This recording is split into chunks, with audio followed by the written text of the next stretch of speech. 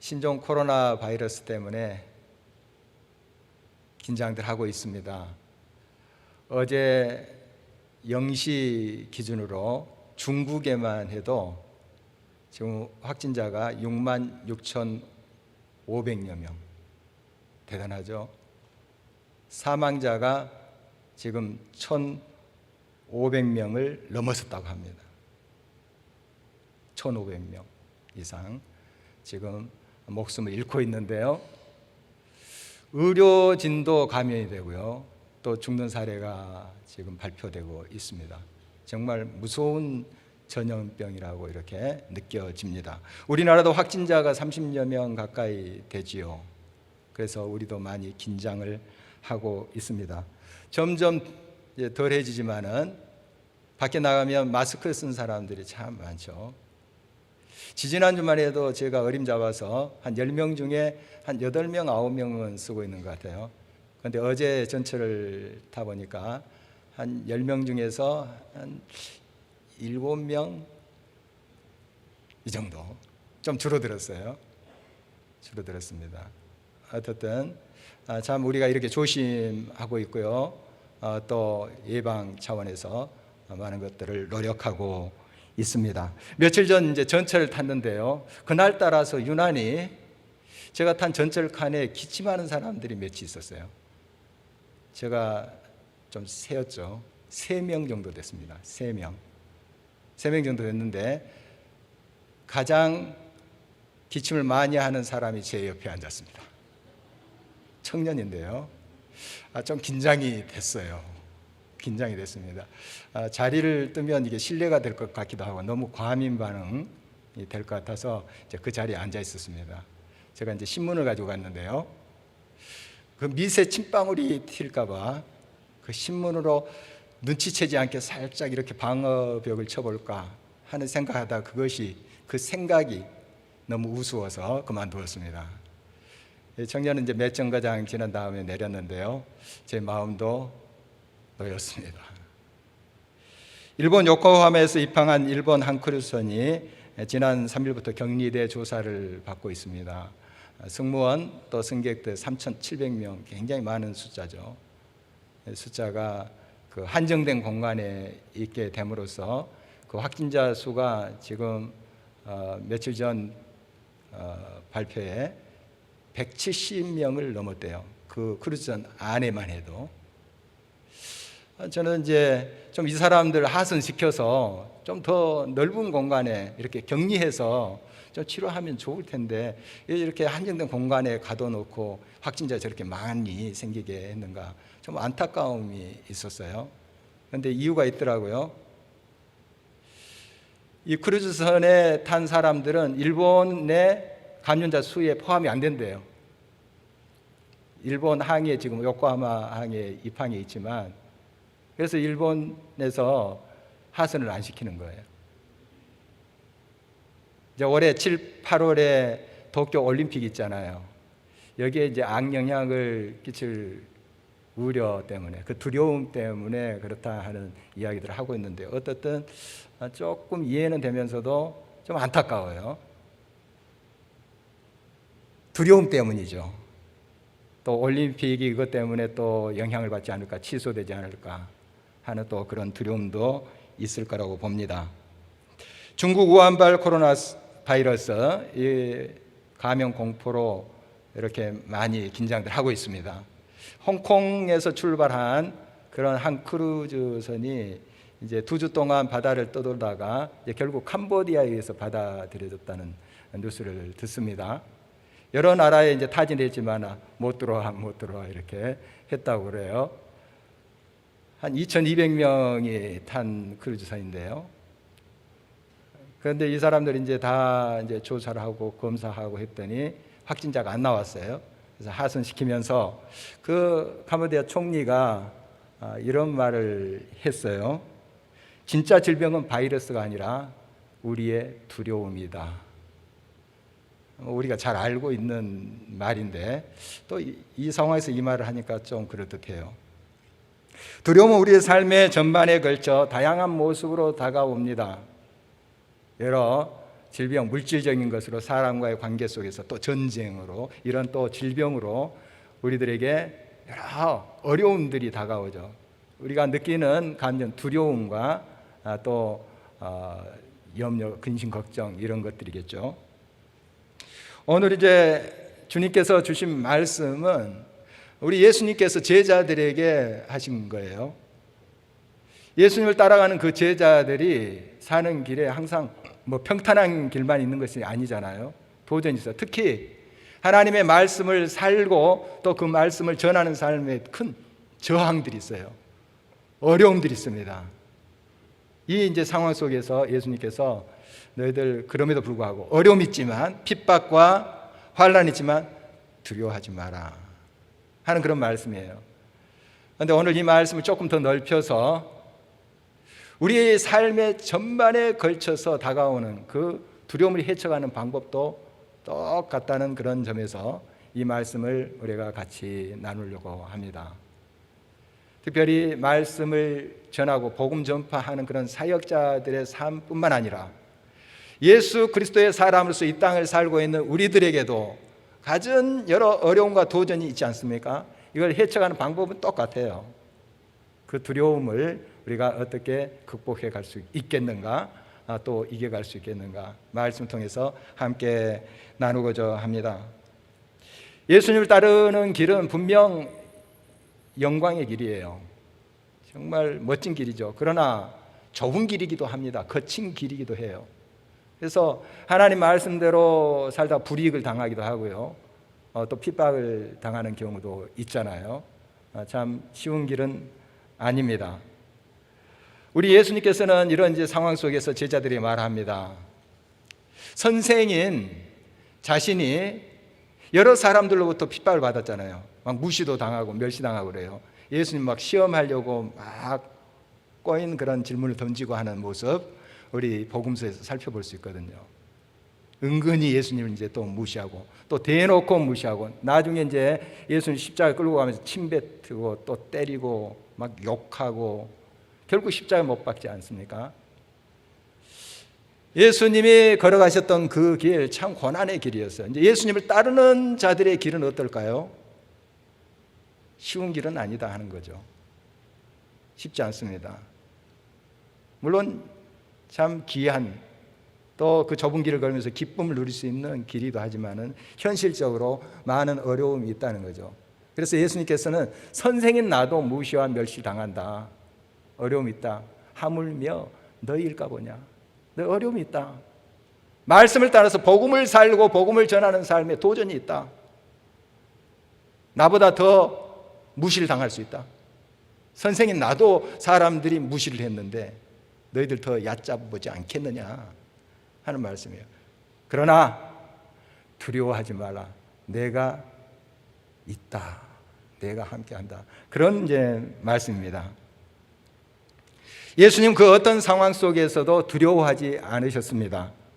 이 시간 예수님께서 우리들에게도 두려워하지 말라고 하십니다. 그렇습니다.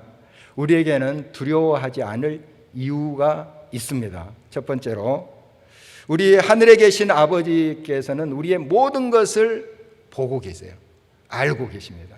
다 파악하고 계세요. 오늘 26절 말씀 보면 그런즉 그들을 두려워하지 말라. 감춘 것이 드러나지 않을 것이 없고 숨은 것이 알려지지 않을 것이 없느니라. 너희를 모함하고 거짓으로 너희를 고발한다 할지라도 다 그게 드러난다. 거짓의 전모, 모함 다 드러난다.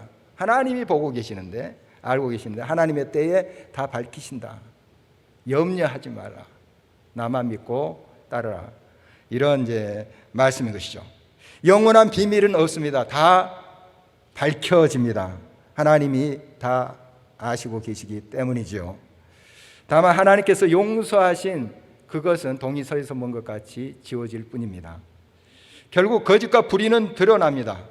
거짓을 숨기기 위해서 더 큰 거짓을 덧대야 돼요.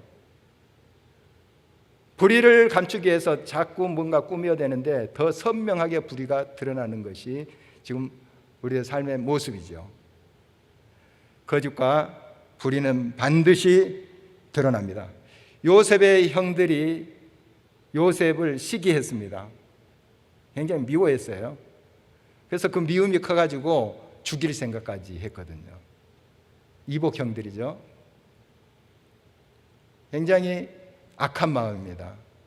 그러나 이제 그 형들이 죽이지는 못하고 루벤과 유다 형이 좀 이렇게 빼돌렸어요. 해서 종으로 팔려가는 이야기 잘 알고 있습니다. 이집트 애굽으로 갔죠. 애굽으로 가서 노예 생활을 합니다. 종 생활을 하는데 얼마나 많은 고생했겠습니까? 그러다 하나님의 은혜로 그가 애굽의 국무총리까지 돼요. 참 놀라운 역사입니다. 하나님이 역사하신 거죠. 이제 형들이 살고 있는 땅에 기근이 들어서 먹을 것이 이제 떨어졌어요. 그래서 애굽에 이집트에 양식이 좀 있다더라 하는 소문을 듣고 이제 곡식을 사러 왔죠. 그때 국무총리가 된 요셉을 만나게 되잖아요. 물론 요셉이 다 용서하지만 그러나 그들이 꾸몄던 모든 거짓이 다 드러나지 않습니까? 그 요셉을 팔 때 어떻게 했습니까? 수렴소를 잡아가지고 요셉의 옷에 피를 묻혔어요. 그리고 그걸 아버지한테 가서 짐승에게 잡혀준 것처럼 속인 거예요. 한참 지났어요. 몇 년 동안 그게 이제 묻혀서 그런 줄 알았죠. 아버지는 다 사람들이 모를 것 같이 생각하고 있었는데 다 드러나잖아요. 거짓과 불의는 반드시 드러납니다. 하나님이 보고 계시니까요. 하나님이 다 알고 계시니까요. 다 모든 실체가 드러납니다. 우리의 진실도 역시 다 드러납니다. 다른 사람이 모를 것 같지만 진실도 다 드러나요. 또 진실의 근간인 진리도 다 드러나게 됩니다. 요셉의 이야기를 계속해 봅시다. 이제 노예로 가서 정말 성실하게 진실되게 그 일을 했죠. 그래서 주인의 신임을 얻고 그 모든 집안의 일을 맡는 총무가 되었어요. 그런데 그 주인의 부인이 유혹을 하잖아요. 뿌리쳤습니다. 내가 어떻게 하나님이 보고 계시는데 죄를 범합니까? 하고 뿌리치고 도망갔는데 이걸 그 주인의 아내가 누명을 씌워가지고 옥에 가두잖아요. 참 억울한 일이죠. 참 억울한 일입니다. 다른 사람은 아마 모를 거예요. 요셉하고 그 여자만 알 거예요. 하나님이 아십니다. 하나님이 보고 계세요. 결국 어떻게 됩니까? 나중에 요셉의 진실이 다 드러나게 됩니다. 진실했던 요셉.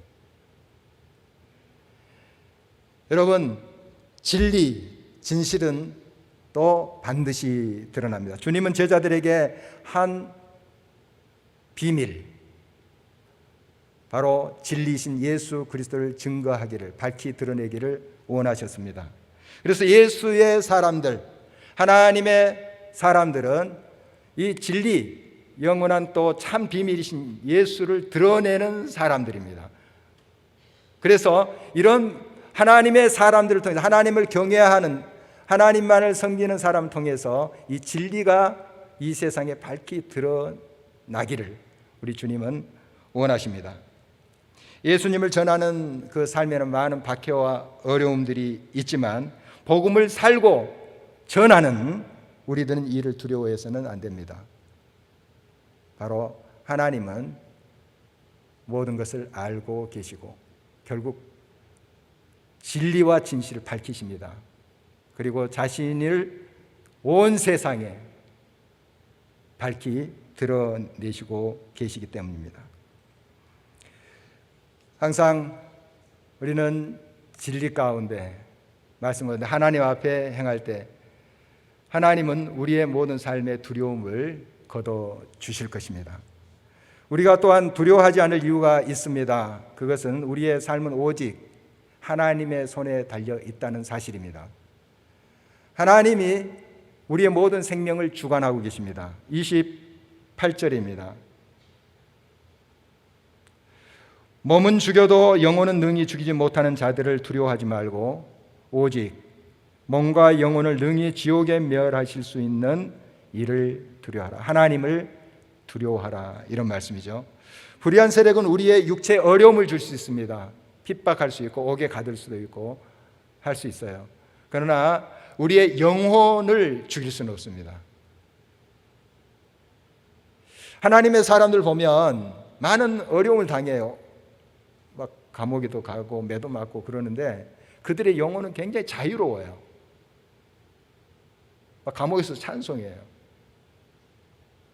뭐냐 하면 영혼까지 그 핍박하는 사람들이 죽일 수 없기 때문이죠. 그것을 알고 있기 때문이죠. 여러분, 하나님만이 우리의 모든 영혼을 주관하십니다. 하나님의 손에 우리의 영혼 달려 있습니다. 우리 육체는 사실 귀한 것이지만 잠깐 왔다 가는 이 세상 속에 머물러요. 그러나 우리의 영혼은 영혼에 이릅니다. 비교할 수 없어요. 그래서 우리는 이 세상의 그 어떤 환난, 그 어려움, 도전, 이것에 우리가 두려워 떨어서는 안 됩니다. 물론 그런 감정은 생길 수 있어요. 두려움의 감정, 염려하는 마음 생길 수 있어요. 그러나 거기에 잡혀 살아서는 안 됩니다. 눈을 들어서 주를 바라보고 다시 한번 우리는 그 두려움을 떨칠 수 있어야 됩니다. 하나님의 사람은 하나같이 하나님만을 두려워했던 사람들입니다. 그 어떤 권력 앞에서도 그들은 두려워하지 않았습니다. 어떤 핍박자 앞에서 그들은 떨지 않았습니다. 하나님을 두려워한다는 것은 하나님 앞에 공포를 느끼고 계속 움츠러드는 것을 말하지 않습니다. 하나님을 두려워한다는 것은 범사의 모든 일에 하나님을 인정하는 것입니다. 하나님 앞에 있다는 것을 인정하는 것이죠. 그리고 그 하나님을 경외하는 것을 말합니다. 하나님을 경외하지 않는 자는 아직 하나님을 경험하지 못한 자입니다. 하나님을 만나고 하나님을 경험한 자는 그 두려움에서 벗어나는 방법도 알아요.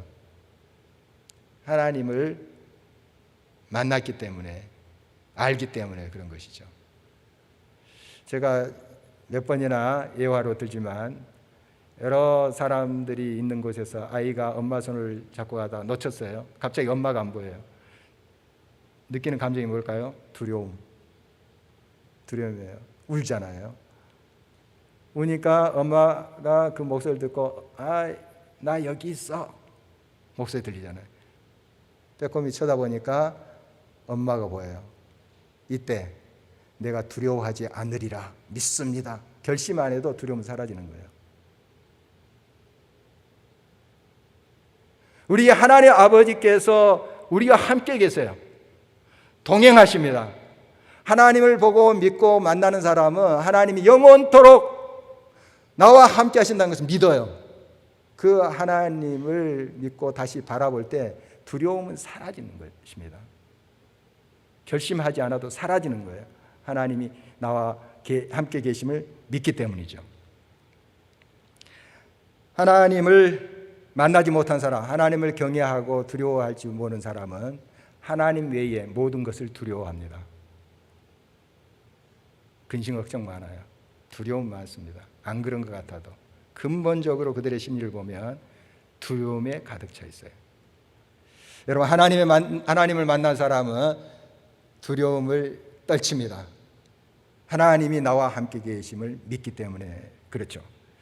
하나님을 만나기 전에 야곱은 아버지와 형을 속이는 변변치 않은 사람이었어요. 참 사람답지 않은 사람이었어요. 하나님을 만난 경험이었기 때문에 속이잖아요. 형도 속이고 아버지도 속여요. 그런데 이 야곱이 하나님을 만나고 하나님이 항상 여기도 계시고 저기도 계시고 나와 함께 계시는구나. 그의 삶이 변하잖아요. 변하기 전에 그의 모습은 형을 속이고 아버지를 속이는 것보다도 자기의 속이는 것이 들통날까 봐 더 두려웠던 사람이에요. 그러니까 속이는 것 그 자체가 하나님을 인정하지 못하는 것이잖아요. 하나님 보고 계신데 어떻게 사기를 칩니까? 어떻게 속여요? 하나님이 보고 계시는데. 그것보다도 자기가 거짓말하고 속이는 것이 들통날까 봐 더 두려워했던 사람이에요. 사람을 더 두려워했던 것이죠. 그러나 그는 하나님을 만나고 하나님만 두려워하는 사람이 되어가는 모습 저희들이 보고 있습니다. 우리가 두려워해야 될 분은 오직 하나님밖에 없어요. 땅의 것에 집착하는 사람은 이 두려움에 휘어잡히게 됩니다. 그러나 저 하늘나라를 눈에 두고 바라보면서 가는 사람은 두려움이 옵니다마는 그 두려움을 떨쳐냅니다. 이런 믿음의 눈을 들기를 간절히 바랍니다. 하나님은 여러분을 끝까지 지키십니다. 세상의 그 어떤 것도 여러분을 무너뜨리지 못합니다. 여러분의 육체를 상할 수 있고 때로는 해할 수도 있겠지만 그러나 여러분 영혼까지 전 인격을 무너뜨리지 못해요. 하나님만을 의지하십시오. 주님이 모든 것을 아시고 가장 아름다운 것으로 인도하십니다. 두려워하지 않을 또 하나의 이유가 있습니다. 하나님이 우리의 모든 것을 책임지신다는 사실이지요. 오늘 29절 말씀 계속 읽어보면 참새 2마리가 한 아싸리에 팔리지 않느냐. 그러나 너희 아버지께서 허락하지 아니하시며 그 하나도 땅에 떨어지지 아니하리라. 31절입니다. 두려워하지 말라. 너희는 많은 참새보다 귀하니라. 참새. 우리가 보면 그게 같아요. 전깃줄에 쭉 이렇게 제비 이렇게 새들이 앉아 있잖아요. 구분할 수 있어요, 여러분? 그게 같아요. 그러나 하나님 다 구분하신대요. 그 많고 많은 새들, 미물들, 우리 머리털까지 세심받았다 하는 거예요. 보통 우리 머리털이 하루에 50개 정도 빠진다고 그래요. 다시 이제 또 나기도 하지만 여러분 머리털 세우고 계신 분 없잖아요. 다 아신다는 거죠. 다 아십니다. 우리의 깊은 것, 그것까지 다 아시는 하나님이십니다. 하나님이 모든 것을 책임지시고 가장 적절한 때에 가장 적절한 것으로 채워주신다 하는 사실을 우리는 믿어야 될 것입니다. 이것을 믿으면 염려, 근심, 걱정 다 사라지게 될 것입니다. 우리의 삶을 근본적으로 흔드는 아주 치명적인 질병이 있어요. 걱두염이라고 들어보셨어요? 걱두염, 인후염, 또 중이염, 위염 이런 염증이 많잖아요. 이런 질병들 참 힘든 건데 이거와 비교할 수 없는 치명적이에요. 이건 비교할 수가 없어요. 걱두염, 걱정, 두려움, 염려. 이건 죽음의 사자들이에요. 죽음의 사자 3종 세트가 이 걱정, 두려움, 염려예요. 그래서 우리 예수님께서 얼마나 이 부분에 대해서 제자들에게 강조하면서 가르친지 몰라요. 왜 걱정하느냐? 근심하느냐? 두려워하느냐? 공중의 새를 보라. 씨 뿌리느냐? 농사 짓느냐? 다 하늘 아버지께서 먹이신다. 저 들의 백합화를 보라. 얼마나 아름다운 것을 입히시지 않느냐. 솔로몬의 그 화려한 옷보다도 비교할 수 없을 정도로 아름답게 입히시지 않느냐. 하물며 너희일까 보냐. 염려하지 말라. 먼저 그의 나라와 의를 구하라. 그리하면 이 모든 것을 너에게 더해 주시리라. 나를 믿고 의지하라. 모든 걸 책임지어 주신다는 그 하나님을 경외하고 하나님만을 붙잡으라 하는 말씀 아닙니까? 그러면 그 나머지 것 다 하나님이 책임지신다 하는 말씀 아닙니까? 여러분, 하나님 우리의 모든 것을 아시고 또한 보고 계시는 분이십니다. 가장 필요한 것이 무엇인가를 아시는 분이시고 또 사랑하는 우리 하나님의 자녀들을 위해서 가장 적절한 때에 가장 좋은 것으로 주시는 분이심을 믿어야 할 것입니다. 그래서 하나님을 의지하는 자, 오직 하나님이 책임지시고 인도하신다는 것을 믿는 사람은 삶 속에 두려워하지 않습니다. 그 감정이 올지라도 떨쳐버려요. 주님이 채워주시니까, 인도하시니까 이것을 믿기 때문이죠. 광야에 세우는 십자가는 책의 저자인 황요한 목사님의 이야기인데요. 오한나 사모님, 중국에서 한 20여 년 선교 사역을 하셨어요. 이렇게 이제 공동체를 이루어서 말씀도 가르치고 여러 가지 이제 활동도 하고 하는데, 공안 경찰들 있죠, 중국에. 그 공안들이 조사로 갑자기 들이닥칠 때가 있었대요. 참 이런 게 참 두렵기도 하죠. 근데 이제 이 공동체를 임마누엘 교회 공동체, 임마누엘 공동체라고 이름 붙이면서 같이 이제 성경도 공부하고, 그리고 악기, 특히 이제 피아노, 기타 뭐 이런 것들을 가르쳤다고 해요. 그리고 한국어도 좀 가르쳤습니다. 그래서 오전에는 성경 공부를 주로 하고 오후에는 이제 한국어 공부를 하는데, 그 공안이 덮칠 때가 오후예요. 한국어 배울 때. 오전에 발각됐으면 이 선교사님 부부가 추방당했을지도 모른대요. 이게 이제 한 번이 아니라 정말 하나님께서 타이밍, 여러 그 환경을 어떻게 이끌어 주셨는가를 그 책에 자세히 간증을 했더라고요. 기록했습니다. 이제 이 도시에서 사역을 하다 보니까 감시의 눈초리가 점점 강해지는 거죠.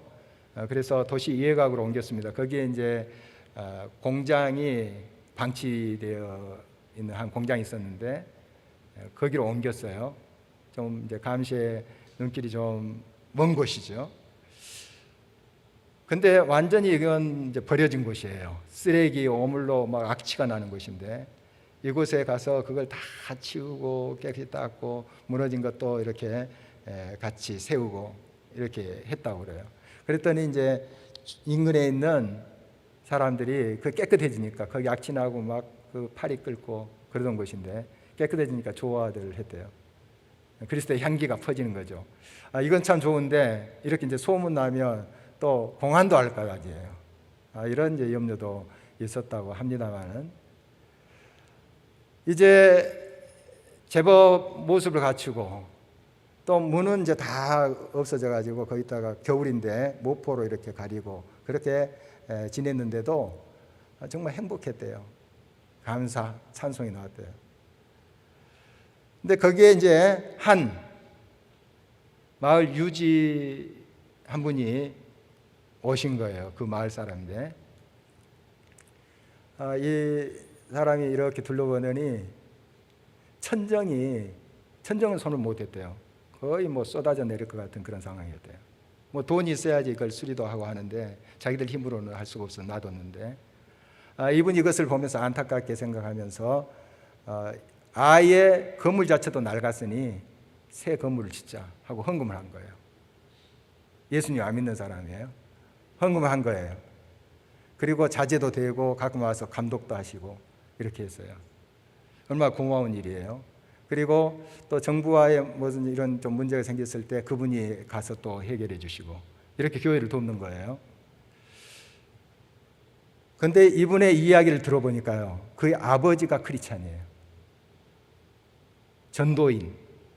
전도인이었다고 합니다. 그런데 집은 얼마나 가난했는지 참 그 힘든 그 상황에 또 홍수가 나서 집이 무너졌대요. 어렸을 때 이야기죠. 그래서 자기 동생 셋이 거기서 죽었답니다. 현장에서.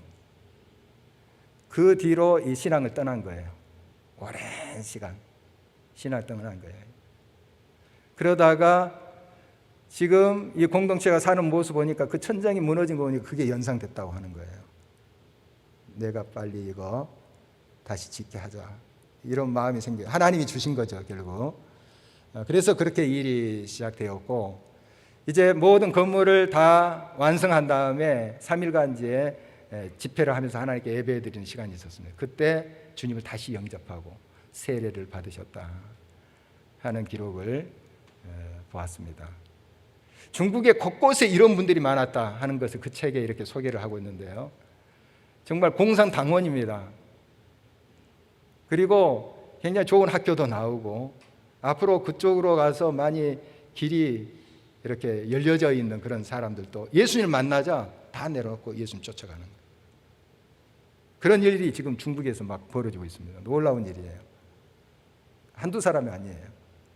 아니, 저렇게 세상적으로 잘 나가고 다 갖춰졌는데 왜 저걸 놓고 그 험한 길, 들키면 불이익을 당하고 핏발 왔는데 왜 이 길을 선택하는가? 그거 우리가 어떻게 설명하겠어요? 복음 안에서 우리 예수 그리스도를 만난 사람은 이해가 되지만 세상 사람은 이해가 되겠습니까? 예수님을 만난 사람은 세상의 어떤 도전과 핍박 속에서도 꿋꿋이 두려움을 떨치고 나아갑니다. 예수밖에 없다 하는 고백을 하면서 나아가는 모습입니다.